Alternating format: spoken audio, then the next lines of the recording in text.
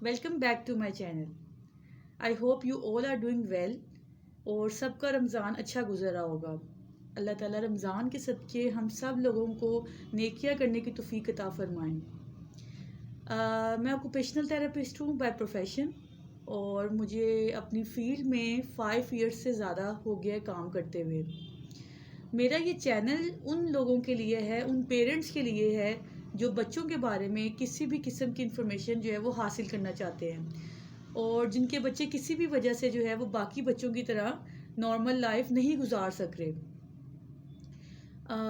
Comments में मुझे एक मदर ने पूछा था कि अगर बच्चे को ऑटिज़म डायग्नोज हो गया है तो उस केस में हम क्या कर सकते हैं, या अगर बच्चे को लेबल कर दिया गया है कि आपका बच्चा ऑटिस्टिक है तो फिर पेरेंट्स के लिए क्या चीज़ रह जाती है, पेरेंट्स को क्या करना चाहिए। और दूसरी ये बात कि अगर पेरेंट्स जो हैं वो अफोर्ड नहीं कर सकते, थेरेपीज़ नहीं करवा सकते, तो उस केस में पेरेंट्स को फिर क्या करना चाहिए, पेरेंट्स को कहाँ जाना चाहिए। तो सबसे ज़्यादा इम्पोर्टेंट चीज़ ये है कि सबसे पहली बात जो पेरेंट्स को समझनी चाहिए कि अगर आपके बच्चे को डायग्नोज हुआ है, वो भी एक जिस तरह एक बीमारी आती है, हर इंसान में कुछ ना कुछ बीमारी कभी आ जाती है, उसी तरह ये ऑटिज़म जो है ये एक डिजीज़ है। आप इस तरह समझें। आप इस चीज़ को बिल्कुल वो ना कहें कि अगर बच्चे को ऑटिज़म डायग्नोज हो गया है तो बच्चा अब ठीक ही नहीं हो सकता। बच्चा जैसे पेरेंट्स काफ़ी जो है वो इस चीज़ में उनको होता है कि शायद बच्चे को मेंटल कह दिया गया है, या बच्चे को पता नहीं है बच्चे की आगे लाइफ क्या होगी, बिल्कुल वो इंडिपेंडेंट नहीं होगा। तो ऐसा बिल्कुल नहीं है। अगर बच्चे को ऑटिज़म डायग्नोज हुआ है उसका ये हरगिज़ मतलब नहीं है कि बच्चा अपनी ज़िंदगी अब अच्छे से गुजार नहीं सकता। बच्चा अपनी लाइफ जो है वो इंडिपेंडेंट थेरेपीज़ के साथ अच्छे तरीके से गुजार सकता है और वहाँ पे सक्सीड भी कर सकता है। ये लाजमी नहीं है कि अगर बच्चे को डायग्नोस कर दिया गया है तो अब उसकी लाइफ ख़त्म हो गई है। ठीक है, सबसे पहले पेरेंट्स ने इस बात को समझना है। ठीक है, दूसरी बात ये है कि अगर आपके बच्चे को डायग्नोस कर दिया है, अब नेक्स्ट स्टेप आपने क्या करना है। नेक्स्ट स्टेप ये है कि आपने उस चीज़ को एक्सेप्ट करना है। ठीक है, बच्चे के बेहतरीन डॉक्टर जो हैं उनके पेरेंट्स होते हैं, क्योंकि सारा दिन बच्चे के साथ आप रहते हैं।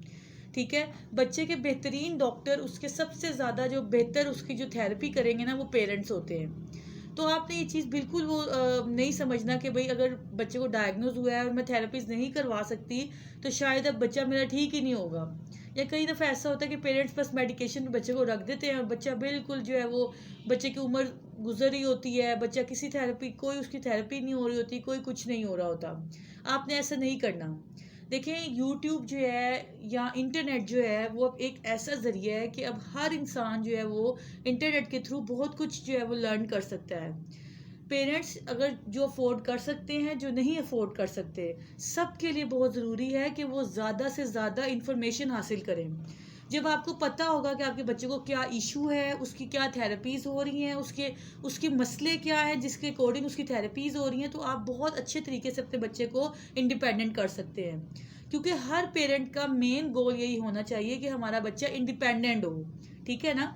अब क्योंकि पेरेंट्स सारी ज़िंदगी साथ नहीं रहते बच्चे के, तो सबसे ज़्यादा इंपॉर्टेंट चीज़ ये होती है कि बच्चा मेरा इंडिपेंडेंट हो। तो उसके लिए ज़रूरी ये है कि आपको खुद इन्फॉर्मेशन होनी चाहिए कि आपके बच्चे को इशू क्या है, उसकी थेरेपीज़ क्या चल रही हैं। उसके बाद जो है वो आप देखते हैं कि बच्चे को आपने किस तरह से क्या, कौन सी थेरेपीज़ करवानी है, कौन से सेंटर में भेजना है। पहली चीज़ आ गई कि आपने डायग्नोस करवाया बच्चे को और आपने उस चीज़ को एक्सेप्ट करना है कि बच्चे को मेरे ये इशू है। दूसरी बात ये है कि अगर आप अफोर्ड नहीं कर सकते, कोई मसला नहीं है।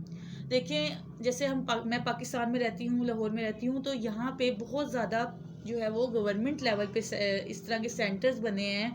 ठीक है, जहाँ पे आप बच्चे को डायग्नोस करवा सकते हैं और उनकी थेरेपीज़ करवा सकते हैं। ठीक है, जैसे यहाँ पे चिल्ड्रन हॉस्पिटल है, चिल्ड्रन हॉस्पिटल में आप फ्री ऑफ कॉस्ट जो है वो बच्चे का सेशन दिलवा सकते हैं। ठीक है, फिर 15 डेज़ के बाद आपको बुलाया जाता है, 20 डेज़ के बाद बुलाया जाता है, आपके एरिया के अकॉर्डिंग। इसी तरह आपने देखना है कि आपके एरिया में कौन सी ऐसी जगह है जहाँ पे कोई सेंटर हो या गवर्नमेंट लेवल पे आपको हेल्प मिल सके।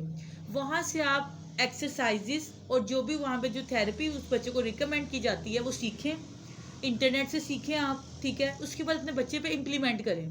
दिन में 3 दफ़ा, 4 दफ़ा, 5 दफ़ा, जितनी दफ़ा आपको डॉक्टर कहता है, आप अपने बच्चे को थेरेपी करवाएं घर में। बच्चे के लिए सबसे बढ़ के जो डॉक्टर है वो आप है। आपने उसको काम करवाना है।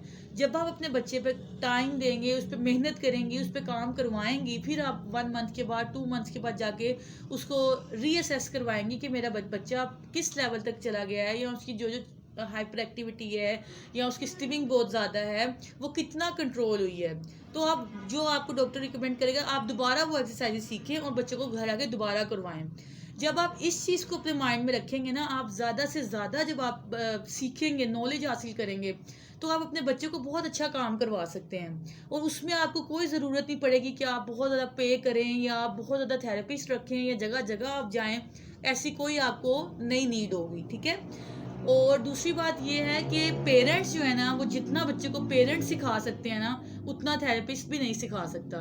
क्योंकि थेरेपिस्ट के पास जो है वो 3 आवर्स के लिए, 4 आवर्स के लिए बच्चा होता है। पेरेंट्स के पास पूरा दिन होता है। बच्चे के टेंट्रम्स कैसे कंट्रोल करने हैं, बच्चा जिद में आ गया उसको किस तरह कंट्रोल करना है, बच्चों को किस तरह से लर्न करवानी है चीज़ें, बच्चे की हाइपर एक्टिविटी किस तरह से कंट्रोल करनी है, स्ट्रीमिंग किस तरह से कंट्रोल करनी है, उसकी सोशल इंट्रैक्शन को किस तरह से इंप्रूव करना है, ये सारी चीज़ें जो है ना, ये थेरेपिस्ट के साथ मिलके पेरेंट्स जो है बड़ा अच्छा लर्न कर सकते हैं और अपने बच्चे को सिखा सकते हैं। बच्चे के ओरल इश्यूज हैं, ठीक है, मोस्ट ऑफ द केसेस जब बच्चा ऑटिज्म के साथ होता है, बच्चे की सेंसरी इश्यूज जो है वो बहुत ज़्यादा आते हैं। इन्हीं के साथ बच्चे के जो ओरल इश्यूज है वो भी काफ़ी उसकी नीड होती है, ठीक है ना। तो आपने ये देखना है कि आपका, जैसे बच्चा कई दफ़ा ऐसा होता है कि बच्चा खाना नहीं खा रहा होता, ठीक है, बच्चे की च्यू नहीं होती, बच्चे की स्वेलिंग नहीं होती, ठीक है ना, बच्चा स्वेलो नहीं कर सकता, ठीक है।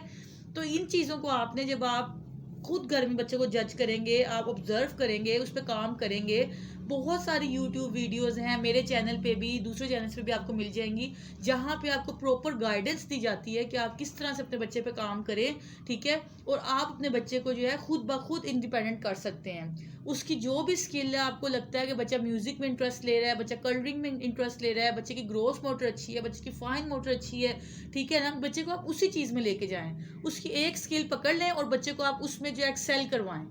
आई होप आपको इस चीज़ की समझ आई होगी कि किस तरह से बच्चे, अगर आप कोई भी आपको इशू है, फिर भी आप बच्चे को किस तरह से मैनेज कर सकते हैं। Thank you so much. Subscribe to the channel, और चैनल को ज़्यादा से ज़्यादा शेयर करें अपनी फैमिलीज़ के साथ, अपने पेरेंट्स के साथ जो आपको, जिनको नीड हो, ठीक है। Thank you so much. अल्लाह हाफिज़।